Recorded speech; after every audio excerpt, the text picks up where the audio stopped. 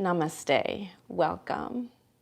My name is Dena Jensen, and this is Sun and Moon's YouTube channel. If you're enjoying these videos, you can subscribe, and then if you tap on that little bell notification, you'll actually hear from us when we're about to go live or when we have uploaded new videos. So just a little FYI for you. Today's practice is love your low back, and I am taking you through a 4-part practice. So each Friday for the next 4 Fridays we'll be adding on a little bit each time. And this is derived from a study done in Boston by the Boston Medical Center. And a lot of people come to yoga with low back issues, me included, a long, long time ago. That's what brought me to the yoga room, and it really helped me so much. It healed, so many parts of me, but especially my back. So this study was done with 320 participants in the Boston area, low-income people who had kind of that generalized low back pain. It wasn't the significant back pain of herniated disc, bulging discs, radiating pain down the legs or anything like that. So it's more of that localized or generalized low back, just discomfort that they were having.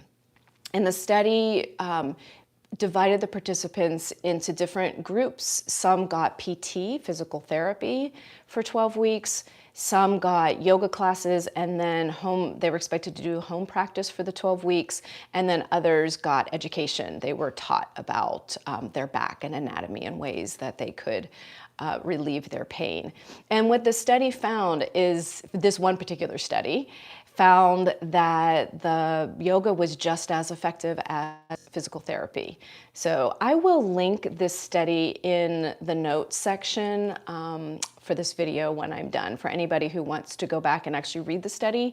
And if there's a great guide that shows you exactly what you're supposed to do. It's all written, so I know for a lot of people it's better in a video format. So that's why I thought, well, I'll put this in video format and really teach you how to do all the poses. It's a very gentle practice.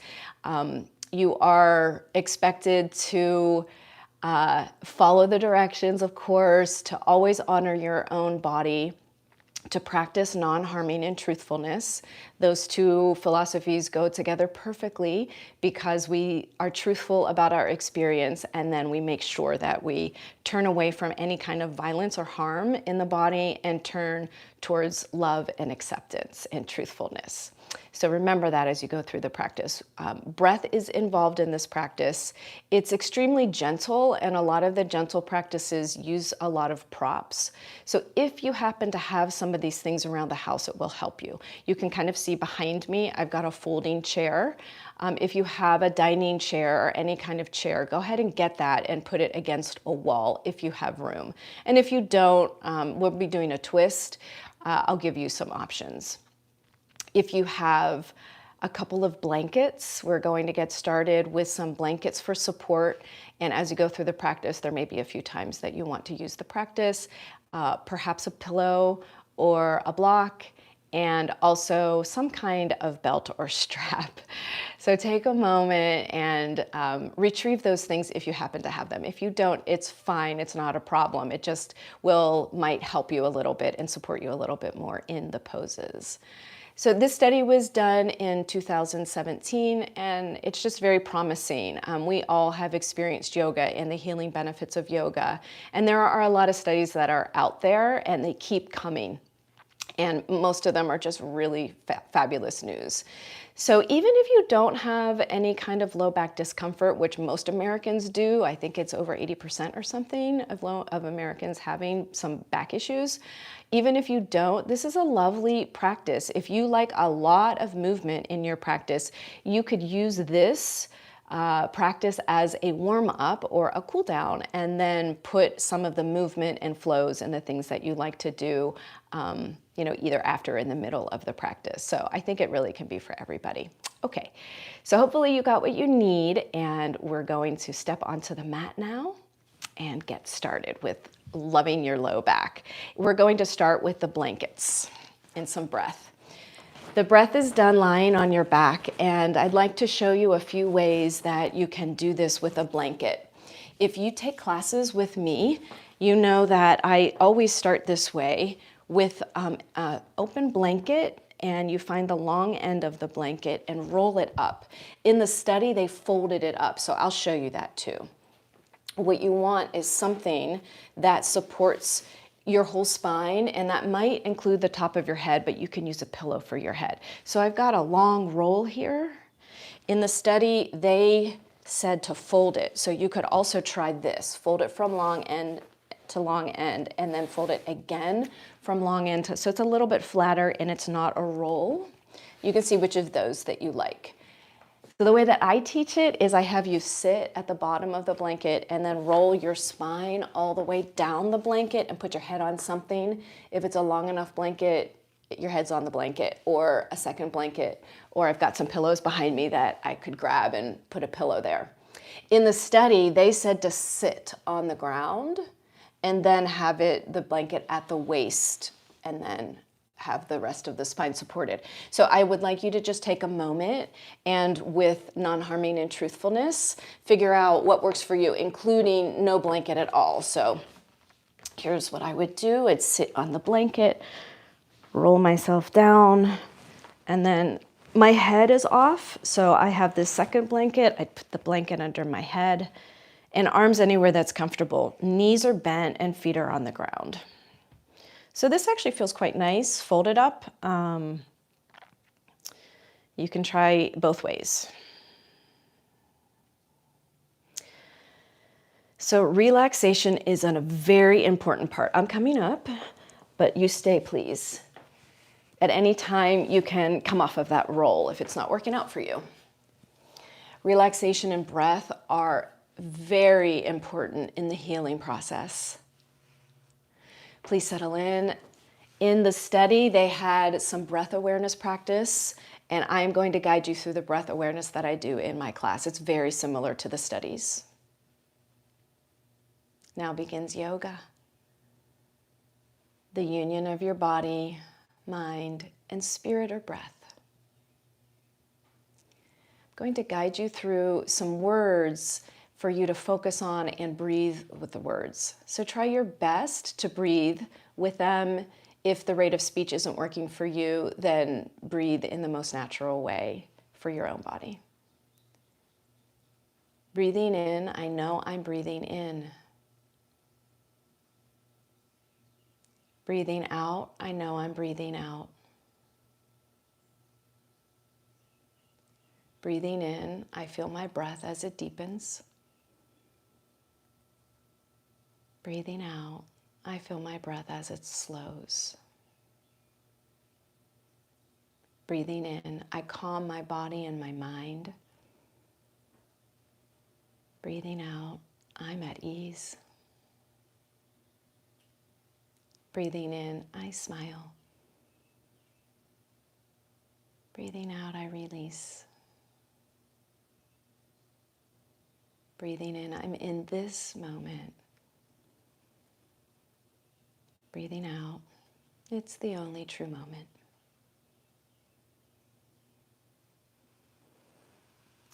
So please come off of your blankets if you're on them.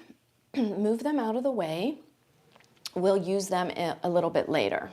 So you can just move them out of the way and maybe just have them folded up into a rectangle so that they're nearby but not under you any longer.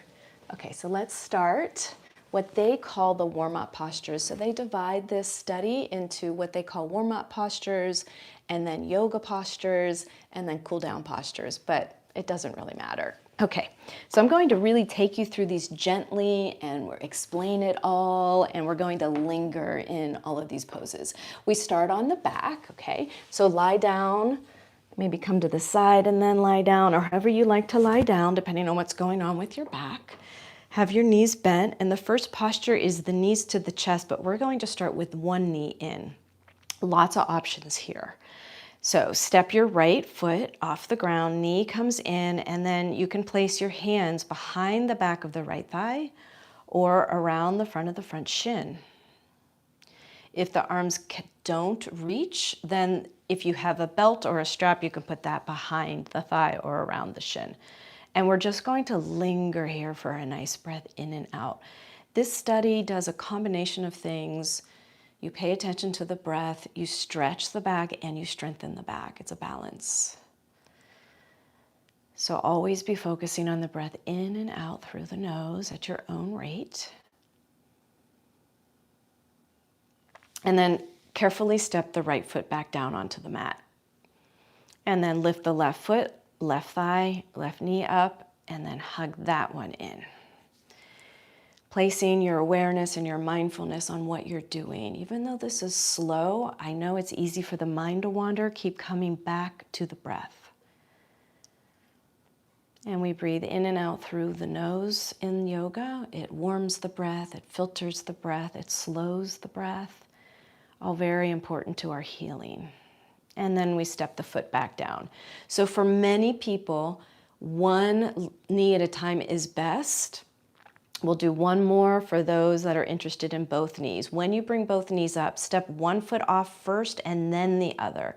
That's really nice and safe. And then you can put one hand behind the thighs, one hand on the shins, whatever feels good for you, towards the knee.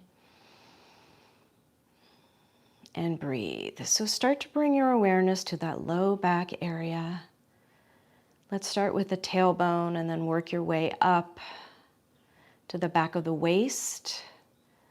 And then from the back of the waist, keep going up the spine to that mid to low back area, feeling the pressing of the spine down to the mat. That's a really good stretch. This is just a fabulous stretch. Let's add on some breath. Take an inhale, straighten the arms by straightening out the elbows, but keep your hands on the knees. Exhale, hug the knees to the chest. Inhale, straighten the arms to release the knees away. So it's your arms doing the work and not your back or your legs. Exhale, bend the elbows and hug the knees in. Inhale, release. The hands are still on the body somewhere. Exhale, hug. So I let my hands move all around the knees. When I inhale and straighten my arms, my hands are at the top of the knees, fingers pointed down. And when I exhale, I slide the hands to the side of the knees and the fingers point in. And that just works nicely for my body. One or two more with your own breath, figuring out what works for you to allow the arms to do the work for you.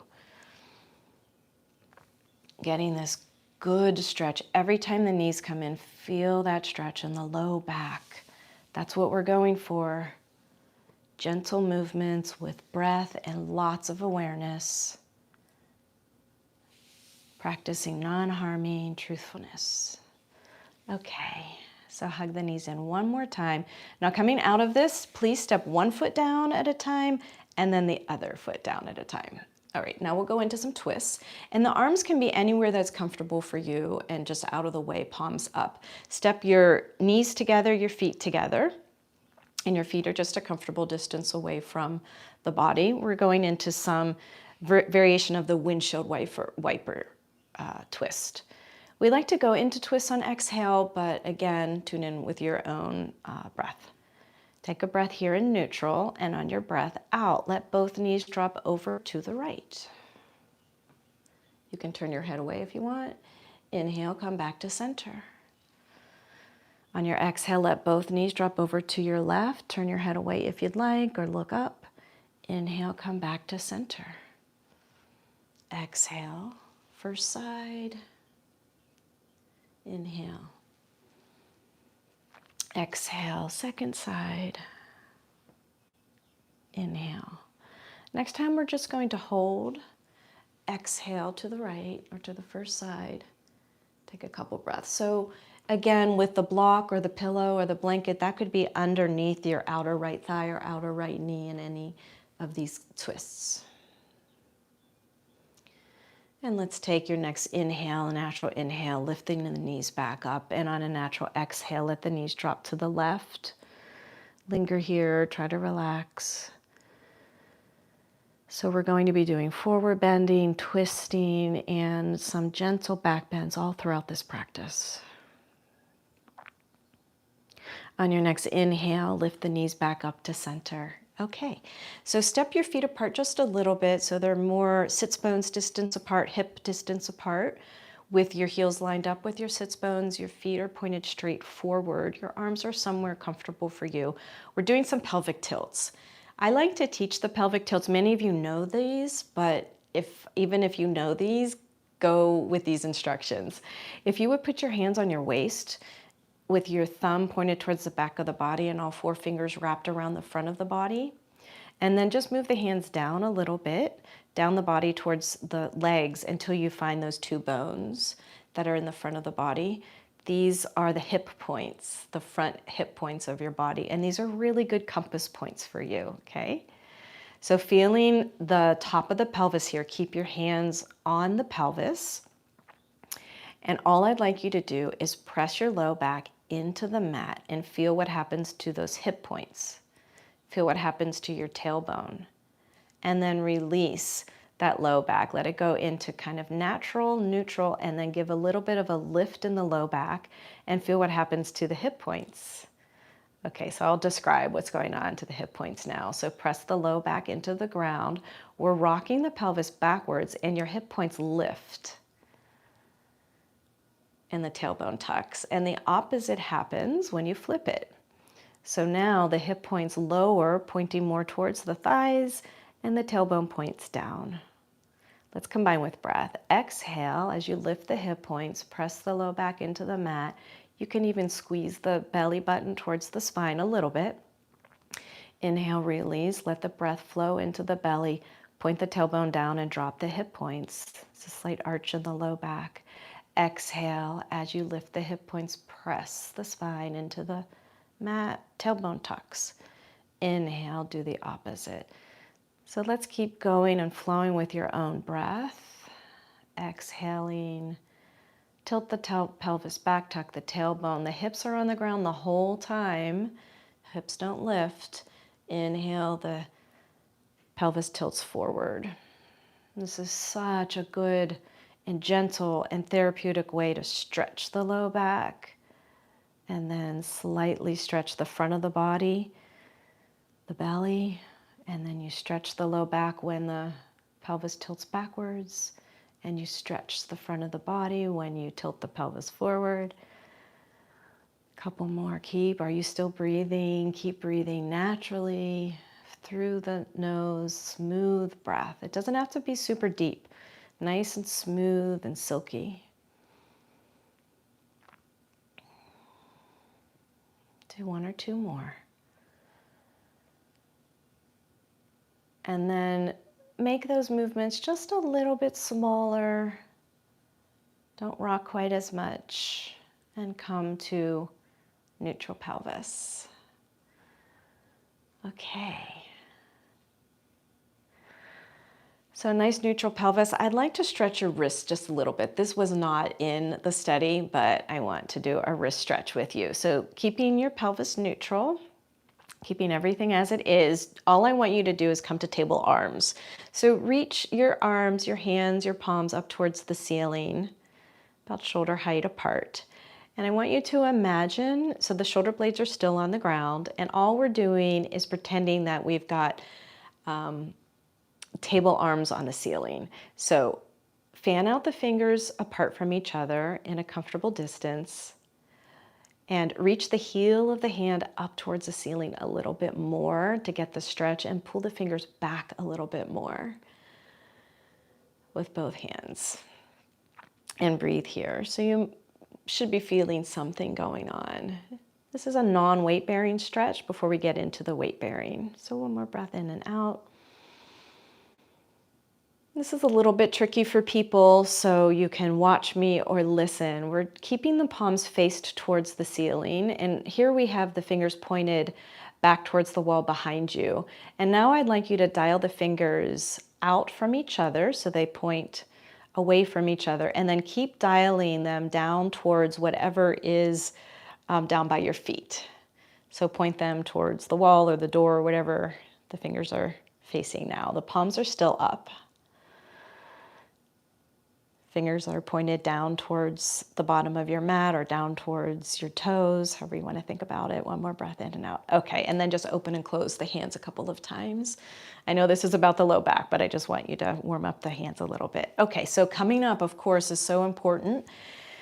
I like to lift an arm overhead. You don't have to, but lift one arm overhead and then roll all the way over.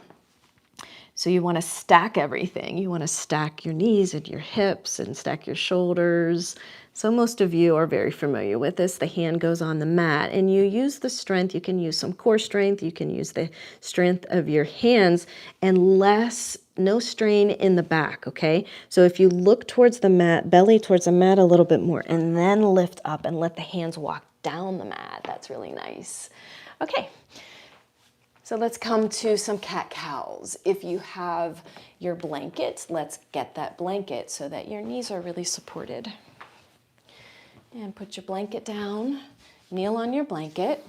If being on the wrists don't work out for you, you could come on to your fists with your thumbs pointed straight forward. Okay.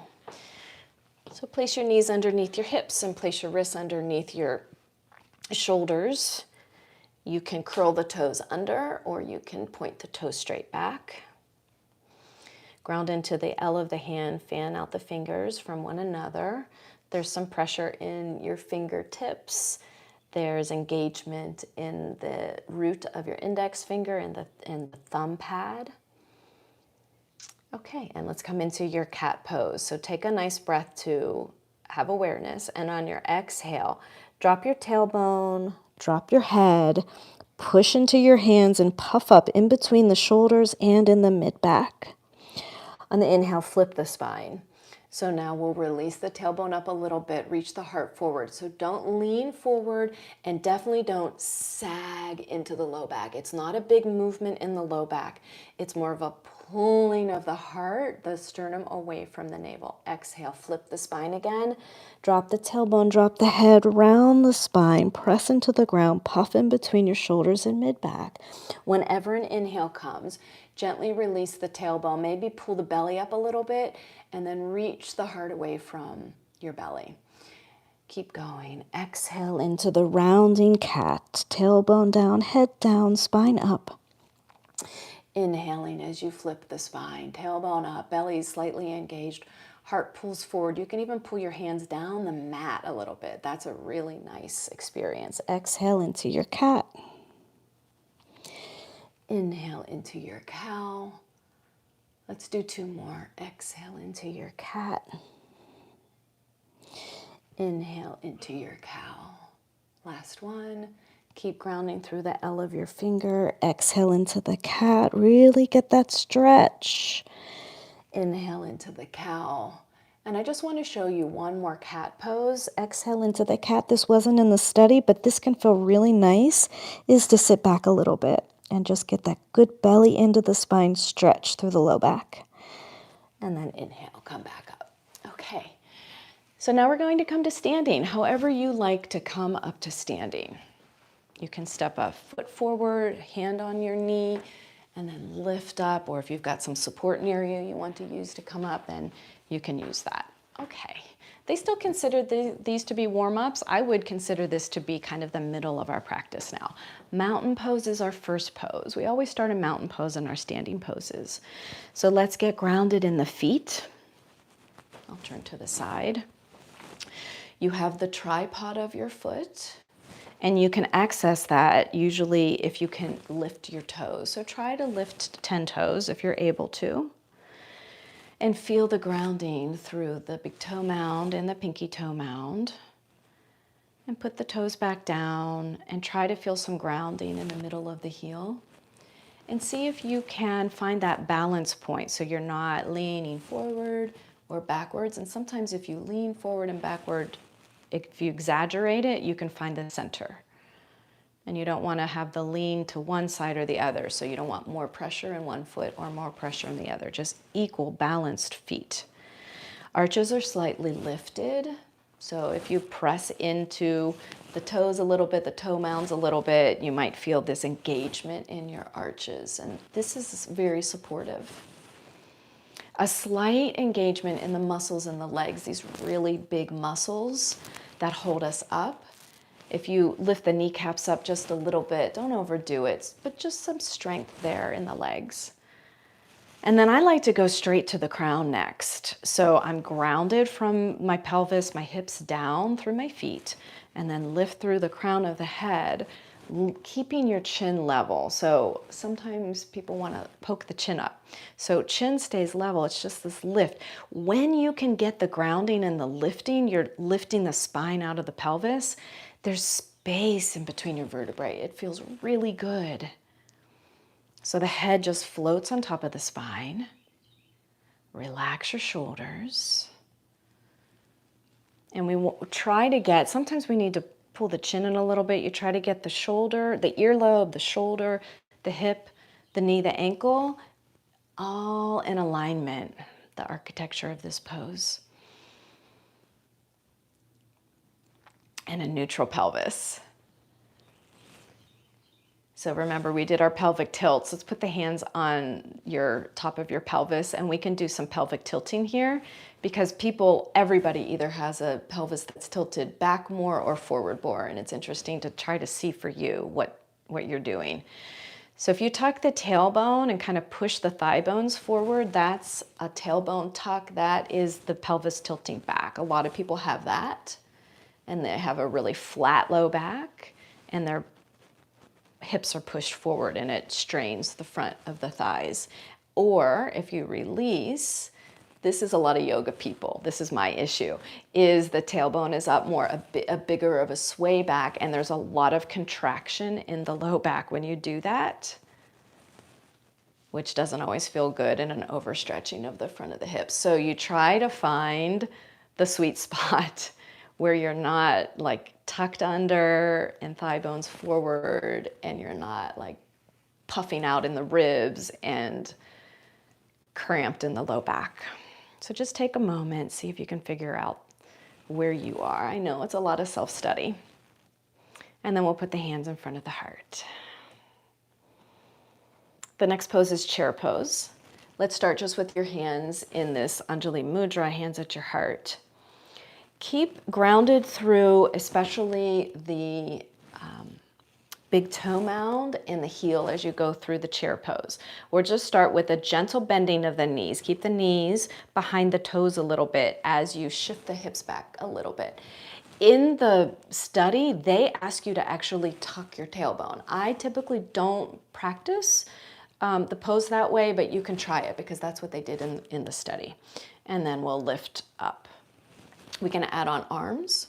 Arms can go out to shoulder height. I like to turn my palms towards each other, ground through the big toe mound, and then especially feel the weight in the heel. As you shift the hips back a little bit, bend the knees.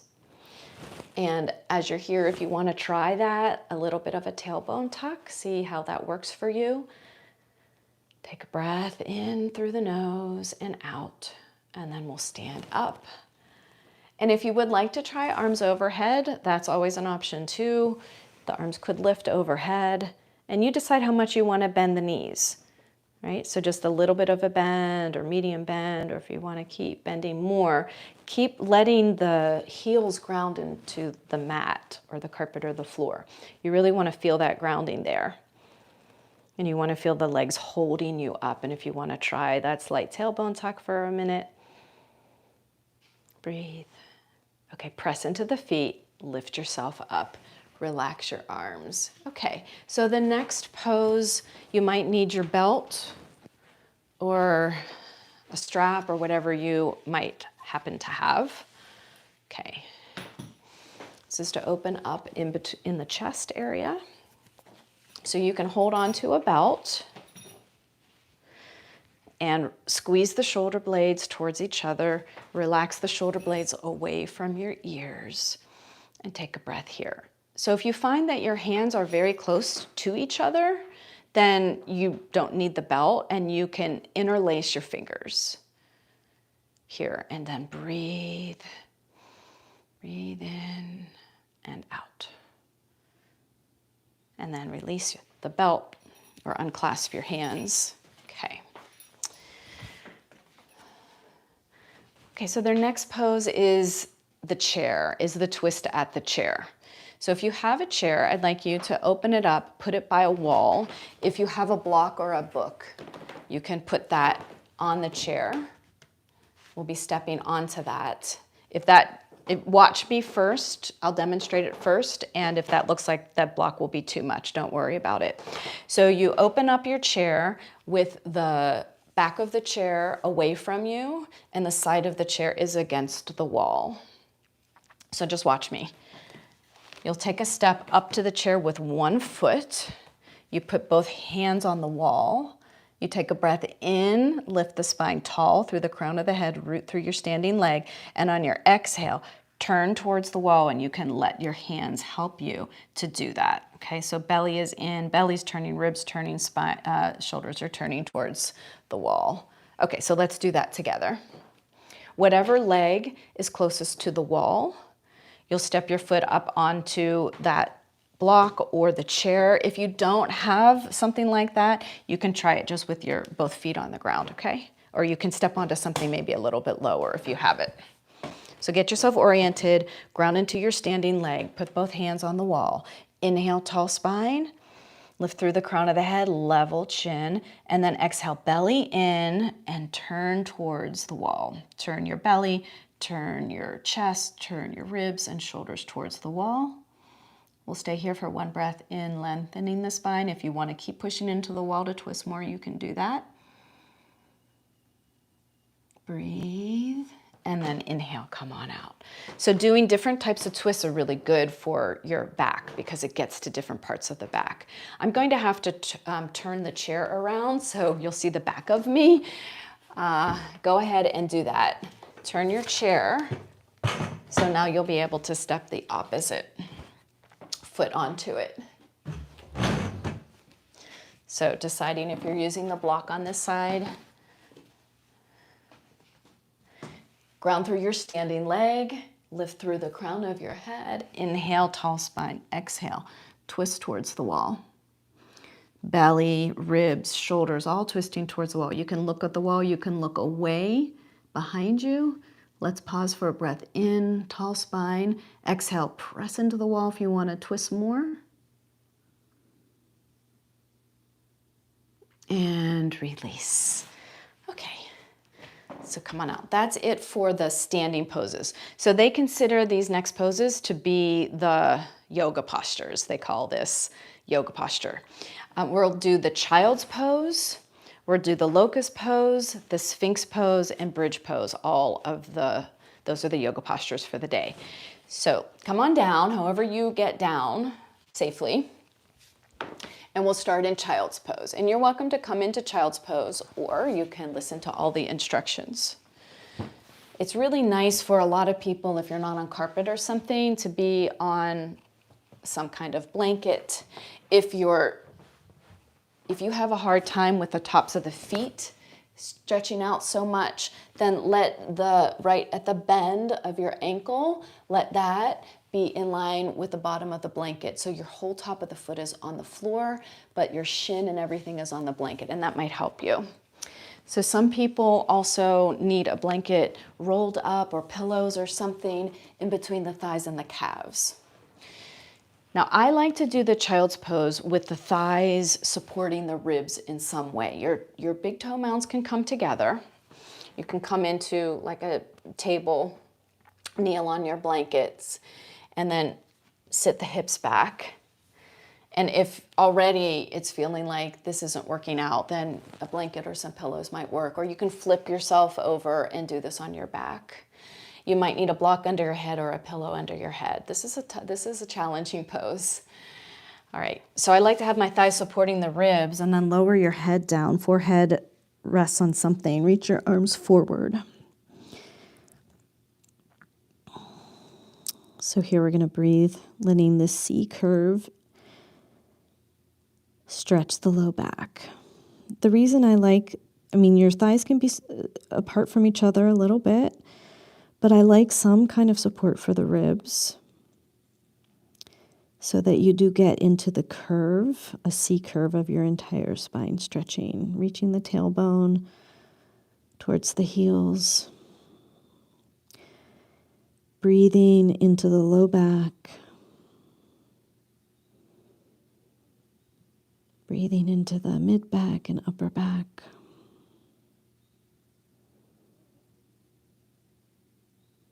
Very quieting pose, so good to stretch the low back.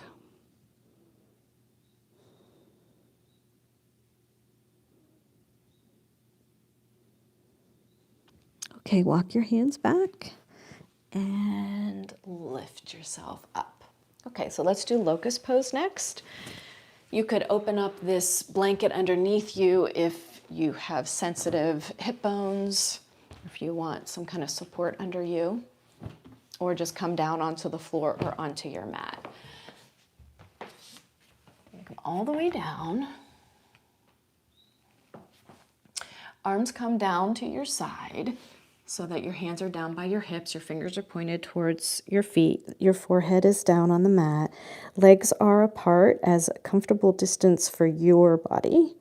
So I like to have mine wide. You could have it hip distance, you could have your legs together. We'll start just with one leg before we go into full locust pose, okay? So on an inhale, lift your right leg from the inner thigh, straight leg lifts, don't bend at the knee. Feel the glutes engage as you do that, and then release the leg down. On the inhale, lift the left leg. Imagine you're lifting from the inner thigh, toes point back. Don't lift the front hip point, engage the glute to lift the leg. And then let's lift both legs. Inhale, just both legs lift. It's harder. And release. Okay. And now we're going to try to keep the legs grounded. Palms are on the mat. Fingertips are pointed up towards the ceiling. Take an inhale and reach the shoulders away from the mat. Lift the chest up and look down your nose. So don't poke the chin out. Look down the nose and then come down. So you can do any of those, or we'll put them all together. On your inhale, lift the legs, lift the shoulders, squeeze the shoulder blades together. Look down your nose. Your hands can be on the ground, or you can lift the arms. So this is a really strong pose. Don't poke the chin out. Look down at the mat. Look down your nose. Squeeze the shoulder blades together, but relax the shoulders away from your ears. Come out at any time. Okay, everybody, come down and rest. So you can rest with your forehead on your hands. You can have your forearms on top of each other, head on the forearms. You could have your head down and turned. So just take a breath. Especially into that low back. Okay, so bridge pose is next. Lift yourself up and out. Oh, no, Sphinx pose. Let's do the Sphinx pose. Okay, so come onto the belly, up onto your elbows. So this is a hard pose for a lot of people for the low back. So be careful. In this, you could do another locust if you don't like this, or a bridge or something. Point the toes straight back. I find that if I really widen my feet a fair amount, that is very helpful. So Sphinx is usually done with the elbows underneath the shoulders and the palms down, but a lot of times we can't get the forearms parallel, and that's okay. You could interlace your hands if that would be more comfortable for you. Interlace your fingers, or you can walk the elbows forward so there's not as much pressure in the low back. So walk around for a minute, figure out your Sphinx, and then ground through all 10 toes, point the toes straight back. Make sure that the thighs and the knees and those legs are all neutral. And then engage the legs, gently squeeze the glutes, press your tailbone, your pubic bone into the ground by tucking the tailbone a little bit, pull the belly up, and get all of that engaged. And then I'd like you to imagine you're trying to pull yourself. If you're looking at the camera, you're trying to pull yourself towards the camera. So the elbows kind of pull down the mat a little bit to pull the spine. You're trying to lift the spine out of the pelvis. And again, don't poke your chin up. Look down the nose. Take a breath in. And then come out. Good. Okay, so now we come up into the bridge pose. And then they consider this the last part of the yoga postures. So flip over, lie on your backs. Have your feet sits bones distance apart. Arms down by your side. The feet might step a little bit closer into the body for bridge pose, okay? So, maybe your fingertips like touch the heels. The heels don't have to come all the way into the sitting bone. Palms are down. Walk your shoulders down the mat, shoulder blades down the mat a little bit, kind of snuggle them into the ground. Step into the tripod of the foot. And then on an inhale, let that pressing into the ground lift the hips and the spine up. They don't have to lift very high, you decide. Knees point forward, thighs are parallel, glutes are engaged. And whenever a next exhale comes, try to roll down from the top of the spine and try to fill the mid-spine and keep the tailbone tucked. Keep the tailbone tucked. Press the low spine into the ground and then release the tailbone. One more time. Press into both feet. Take an inhale, lift. Decide how much you want to lift. Good engagement. So you want your glutes and the back of the thighs to be lifting you, not your low back. Don't lift through your low back. And then on an exhale, roll down from the top, maybe even trying to feel each vertebrae. Can you articulate vertebrae? Like that pearl necklace that's lowered onto a table. Keep the tailbone tucked, keep it tucked. Press the low back in. And then release. Okay, it's time to cool down, and these are very similar to the beginning postures, but the add-on is a lying down cobblers, and here you might want 2 blocks or 2 blankets or 2 pillows. So I'm going to roll over and come up like we did at the beginning. You could grab a couple of pillows that will be near you and have them somewhere where they won't be in the way, but you'll be able to reach them. And also, if you were going to stay for a longer relaxation, make sure you have all the things that keep you warm. Okay, so the first posture is hugging the knees in. So remember which you liked. Hug one knee in, take a couple of breaths. If you'd rather be with both knees in, that's fine. And just tune in and notice, does it feel different? Is anything starting to feel different? Maybe, maybe not. Hug the other knee in.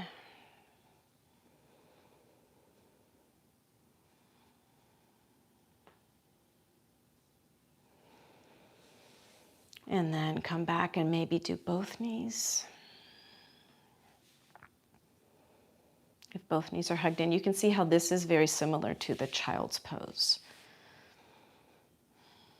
So low back is pressed into the ground. The middle of the head is on the mat. Notice if your chin is poked up in any of these lying down postures, you're somebody that could probably benefit from a very low blanket or pillow under your head. Taking nice breaths. Add on a little breathing, release on an inhale, knees away from you by straightening the arms. The exhale hugs the knees in. Inhale, release the knees. Exhale, hug. Inhale, release. Exhale, hug. Last one. Inhale, release. Exhale, hug. And then carefully step down. One foot steps down, then the other. And here you could use the pillows for our twists, and they'll be near you for the lying down cobblers. Feet together, knees together, arms just out of the way. Inhale, and on an exhale, let your knees drop over to one side and let the pillow support you. Maybe look away, take a breath. We're gonna linger. You can do this in and out with breath if you want.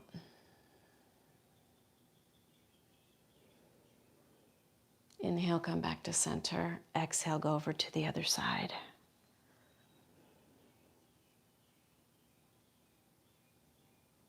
Inhale, come back to center.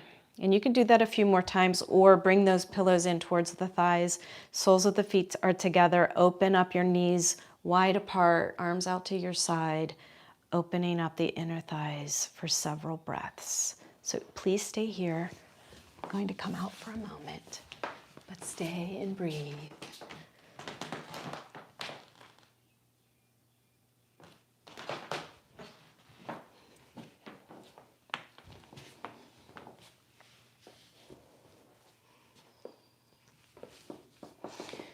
So you are welcome to stay in that posture for as long as you want, or come into Shavasana, legs straight, or you can put your legs up on that chair You could put your legs up on a bed or something, or if you want to come up and take a couple of breaths before you end your practice, I'm going to allow you to do that on your own. If you feel like you've had enough, then you're welcome to sit up and take a moment as we close out. So if you're enjoying this, we'll add on next Friday.